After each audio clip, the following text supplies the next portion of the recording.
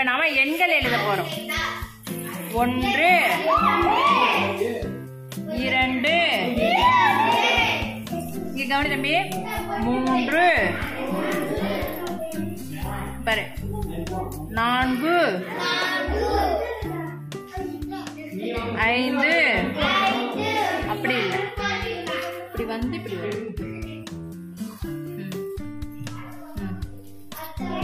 right இது கொஞ்சம் இன்னும் வளைச்சுக்கோ 6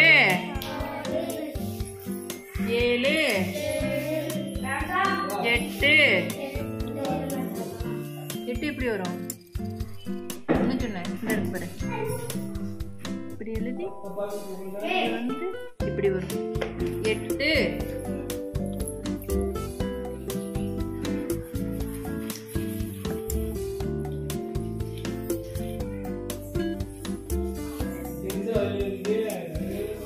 9